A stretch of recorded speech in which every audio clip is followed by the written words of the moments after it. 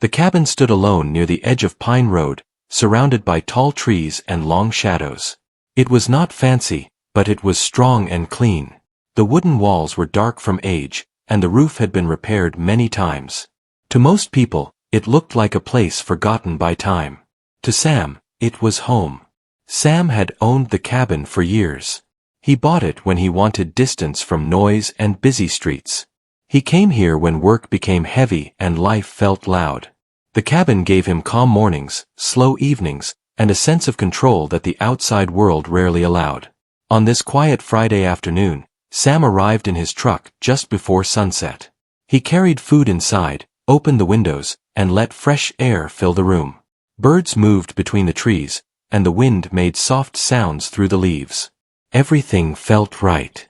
Across the road stood a large modern house with a clean white fence. That house belonged to Karen. Karen noticed everything. She noticed when a car she did not recognize drove past.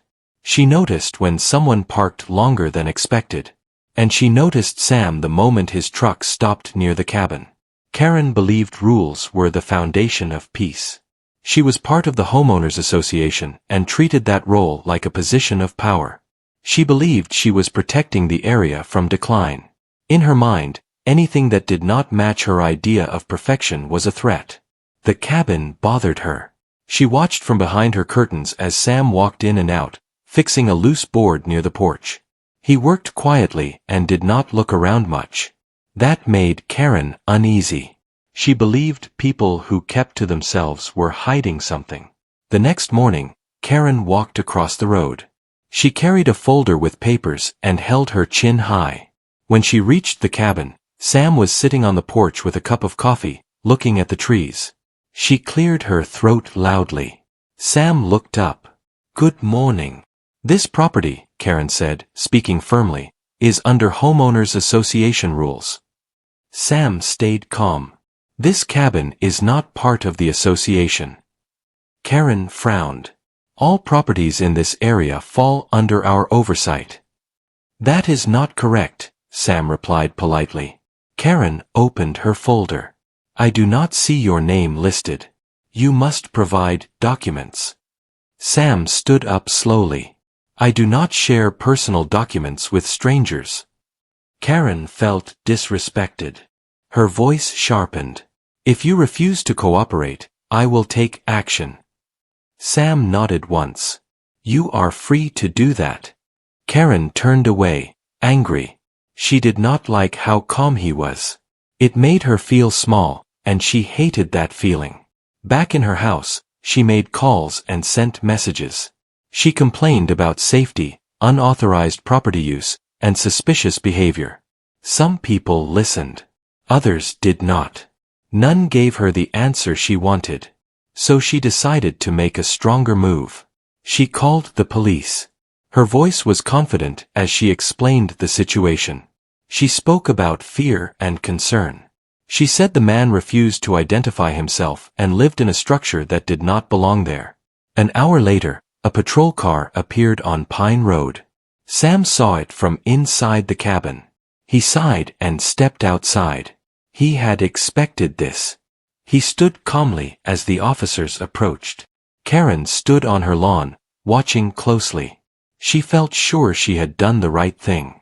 The officers spoke to Sam politely. They asked his name and requested identification.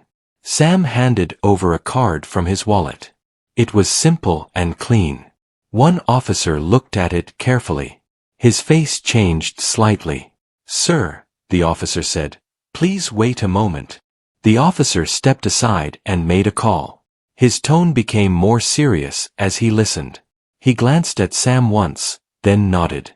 When he returned, his respect was clear. "Everything is in order," the officer said. Karen stepped forward quickly. "That cannot be true. He is breaking HOA rules." The officer turned to her. "Ma'am, this property is private and not under your association." Karen's voice shook. "Then who is he?" Sam spoke softly. "Just the owner." The officers left soon after, apologizing for the interruption. The patrol car drove away, leaving silence behind. Karen stood frozen. Her plan had failed. But her curiosity had grown stronger. That evening, Karen spoke with her husband, Mark, over dinner. Mark was quiet, as always. He worked long hours and rarely spoke about his job. Karen mentioned the cabin and the man who lived there. Mark paused while eating. "What was his name?" he asked calmly. "Sam," Karen said. "Why?" Mark said nothing more, but his face tightened for just a second. Karen did not notice. Across the road, Sam sat on his porch as night fell. He knew this was not the end. People like Karen did not stop easily. They pushed harder when challenged. Sam looked at the dark trees and took a slow breath. Some battles start quietly. The morning after the police visit felt different on Pine Road. The air was the same, the trees still tall and quiet, but something unseen had shifted. Karen woke up early, her mind already busy. She replayed the scene again and again.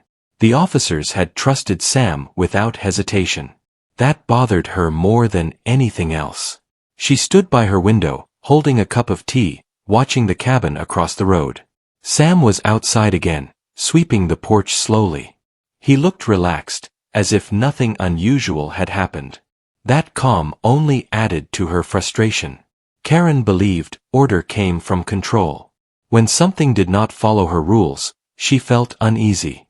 Sam did not fit her expectations. He was polite but firm, quiet but confident. She did not like people she could not read. She decided to learn more. Karen opened her laptop and searched property records. She found the cabin listed under a private trust. The details were limited and sealed. That annoyed her. She was used to finding answers quickly. She made a few phone calls. Some went unanswered. Others ended with polite refusals. No one could give her the information she wanted. By afternoon, her curiosity had turned into determination. Meanwhile, Sam drove into town to buy supplies. He noticed a few neighbors watching him more closely now. Some looked curious. Others looked unsure. No one spoke to him directly. At the store, Sam ran into an older man named Paul who lived a few roads away. Paul smiled kindly. "Rough day yesterday," Paul said. Sam nodded. "Seems so. Some folks here like to poke where they should not," Paul added. Sam smiled slightly. "I am aware." Paul did not ask more. He respected silence. Back at the cabin, Sam unpacked his supplies and spent the rest of the afternoon repairing a fence post. He worked with steady hands, his thoughts focused. He had learned long ago that attention was safer than reaction. Across the road, Karen watched again. That evening, Mark came home later than usual. He looked tired, his face serious. Karen served dinner and waited until they sat down. "I had a strange day," she said. Mark looked up.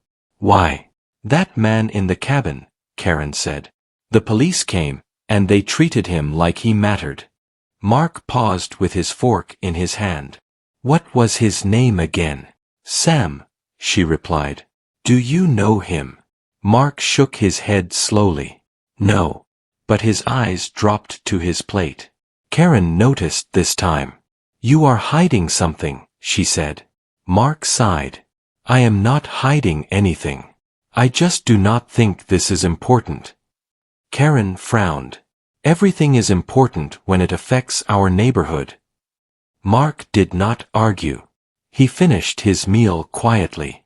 That night, Karen could not sleep. She thought about the sealed records and the way the officer had changed his tone. She decided she would not let this go. The next day, she called an HOA meeting. Only a few neighbors attended.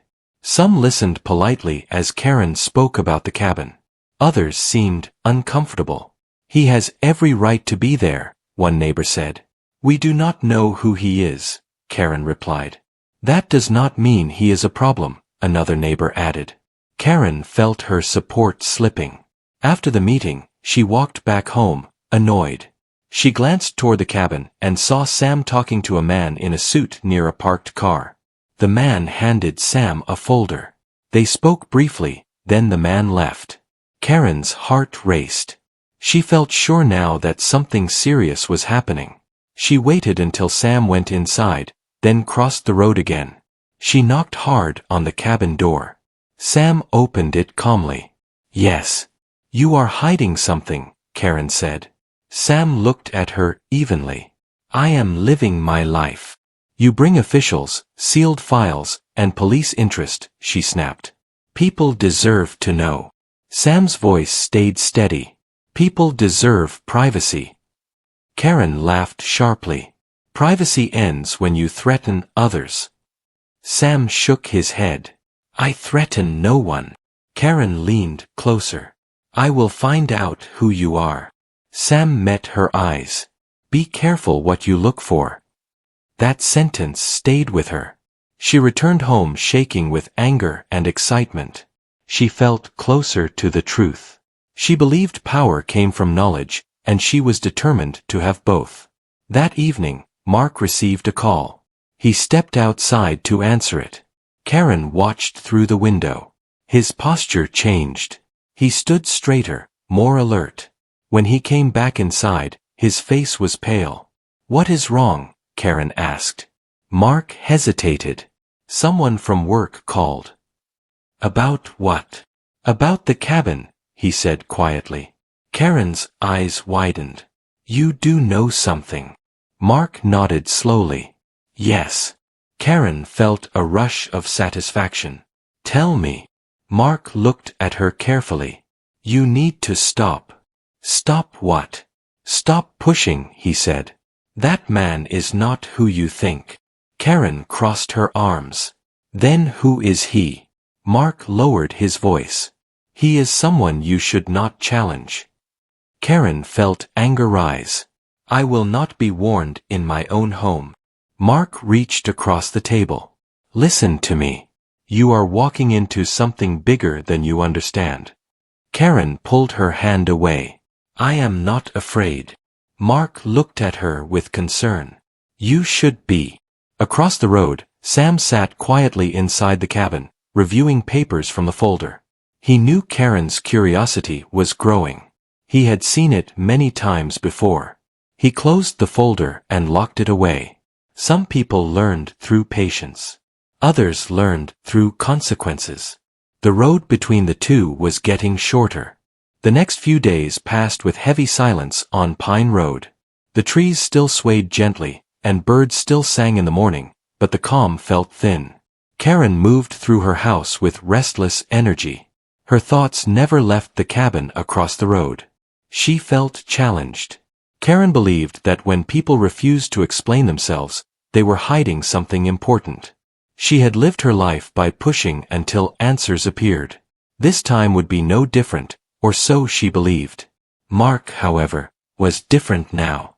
He woke earlier, left later, and spoke less. His phone never left his side. Karen noticed every change. She asked questions, but Mark gave short replies. The more he avoided the topic, the more certain she became that she was close to something big. One afternoon, Karen decided to take matters into her own hands. She drove to the county office and requested access to property and zoning files. The clerk was polite but firm. The records she wanted were restricted. Karen pushed harder, raising her voice slightly. The clerk shook her head. "I am sorry. These files are not available." Karen left the office frustrated. Doors were closing instead of opening, and she did not like that feeling. Back at the cabin, Sam sensed the shift. He noticed Karen watching more openly now. She no longer pretended to be casual. Her eyes followed him whenever he stepped outside. Sam remained calm. He spent his days fixing small things around the cabin, reading in the evenings, and making quiet phone calls at night. He was careful, not because he feared Karen, but because he respected boundaries. He hoped she would eventually do the same. That hope faded on Thursday morning.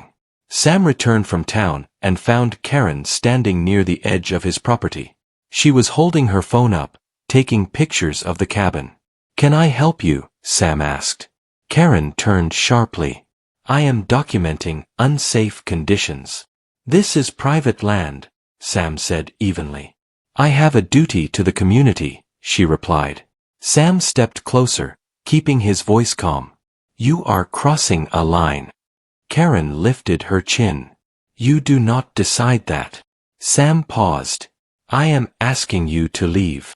Karen laughed lightly. Or what? Sam did not answer.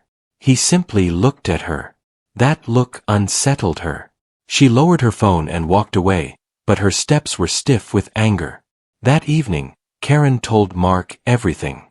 She spoke quickly, her words filled with confidence and excitement. He is hiding something big, she said. I can feel it. Mark rubbed his temples. You need to stop. I am closer than ever, she insisted. Mark stood up. Listen to me carefully. You do not understand who he is. Karen crossed her arms. Then explain it. Mark took a deep breath. I cannot tell you details, but I can tell you this. He has authority that does not show on normal records. Karen laughed. Everyone bleeds the same. Mark shook his head. Not everyone answers to the same rules. Karen's smile faded slightly, but her pride held firm. You are overreacting. Mark looked at her with worry. You are underestimating. That night, Mark slept on the couch. The next morning, a black car arrived at the cabin. It parked quietly, without noise or attention. A man stepped out and spoke briefly with Sam. They shook hands, exchanged a few words, and the man left. Karen saw everything from her window. Her heart raced. She felt sure now. She grabbed her phone and made another call, this time to someone she believed could help her dig deeper. The call did not go as planned. The voice on the other end was cold and brief. Karen was told clearly not to pursue the matter. No explanation was given. Karen hung up, shaking. For the first time, doubt crept in. She turned to Mark when he came home that evening. People are warning me now. Mark nodded. I told you. Why would they do that? She asked. Mark looked her in the eyes. Because the man you are chasing does not play local games. Karen felt a strange mix of fear and anger. She had never been told to stop before. The idea that someone existed beyond her reach felt unbearable. That night, she made a decision. She would confront Sam one last time and force the truth out of him. The next day, Karen walked across Pine Road with steady steps. Sam was outside, cleaning tools. He looked up as she approached. This ends today, Karen said. Sam sighed quietly. It could have ended earlier. Tell me who you are, she demanded. Sam met her gaze. I am someone who values quiet and privacy. That is not enough, she snapped. Sam's voice hardened slightly. It has to be. Karen leaned forward. I will expose you. Sam nodded slowly. Then you will expose yourself. Karen laughed, but the sound lacked confidence. You think you scare me? No, Sam said. I think you scare yourself. That stopped her. She stood there, unsure of what to say next. Sam continued calmly. You believe control brings safety. But sometimes control brings consequences. Karen took a step back. Her thoughts raced. She wanted to argue, but something in his tone made her hesitate. She turned and walked away without another word. That evening, Mark received another call. This time, he did not step outside. He answered in front of Karen. Yes, he said. I understand. He listened quietly, then ended the call. Karen looked at him. What was that? Mark swallowed. A warning. A final one. Karen felt her chest tighten. About me. Mark nodded. They said if you continue, it will not end the way you expect. Karen sat down slowly. Across the road, Sam closed his cabin door as night fell. He knew the pressure was reaching its peak. He hoped Karen would choose wisely. Some people stop when warned. Others must learn the hard way. The choice was no longer his. The warning should have ended everything. It should have pushed Karen back into her normal routine of meetings, notes, and quiet control. Instead, it did the opposite. Fear mixed with pride can become something dangerous, and Karen felt both growing inside her. She stopped making calls. She stopped visiting offices. On the surface, she looked calm again. She smiled at neighbors and spoke politely at the mailbox. People assumed the issue with the cabin had passed. It had not. Karen began watching instead of acting. She learned Sam's habits. She noted when lights turned on and off, when his truck left, and when visitors came. She kept everything in a small notebook hidden in a drawer. Mark noticed the change. "You are quiet," he said one evening. "I am fine," Karen replied. Mark did not believe her. He could feel the tension in the house. He knew Karen well enough to understand that silence meant planning. That night, Mark could not sleep. He stood by the window and looked toward the cabin. A single light glowed inside. Sam was awake. Mark felt a weight on his chest. He had spent years keeping work separate from home. He believed walls protected people. Now those walls felt thin. The next morning, Mark made a choice he had avoided for days. He called his supervisor. The conversation was short and serious. Mark explained everything, including Karen's behavior. There was a pause on the line, followed by a quiet response. "Thank you for telling us," the voice said. "We will handle it." Mark hung up feeling both relieved and afraid. Across the road, Sam prepared for a meeting. He reviewed documents carefully, then locked them away. He knew events were moving forward. He did not enjoy this part of his life, but he accepted it. Later that afternoon, 2 cars arrived quietly near the cabin. No lights, no noise. 2 men stepped out and spoke with Sam. Their faces were calm, their movements controlled. They entered the cabin together. Karen watched from behind her curtains. Her heart raced. This was it, she thought. Proof, at last. She grabbed her phone and stepped outside, keeping distance. She took photos of the parked cars, the cabin, the visitors. She felt powerful again, certain she was uncovering something important. She did not notice Mark watching her from the doorway. "Karen," he called. She turned sharply. "Do not stop me." Mark walked toward her. "You are making a mistake." She waved her phone. "This is evidence." "Of what?" he asked. "Of secrets," she said. Mark's voice dropped. "Those secrets are not yours to expose." Karen shook her head. "You always defend him." "Why?" Mark hesitated, then spoke quietly. "Because I know who he answers to." Karen froze. "What do you mean?" Mark took a deep breath. "Sam is not just a private owner. He works on matters that protect people at a level you never see." Karen scoffed. "That sounds dramatic." Mark looked her in the eyes. "I work in a place that tracks threats before they reach homes like ours." Karen's confidence wavered. "You are saying that man is part of your world?" Mark nodded. "Yes." Karen laughed nervously. "Then why live here?" Mark answered calmly. "Because sometimes the safest place is the quietest one." Karen felt the ground shift beneath her. All her careful planning suddenly felt small. At that moment, one of the men from the cabin stepped outside and looked directly at Karen and Mark. He did not approach. He simply observed, then returned inside. Karen's hands shook. That evening, a letter arrived. It was simple and official. It stated clearly that Karen was to stop all actions related to the cabin immediately. Any further interference would lead to serious consequences. Karen sat at the kitchen table, staring at the paper.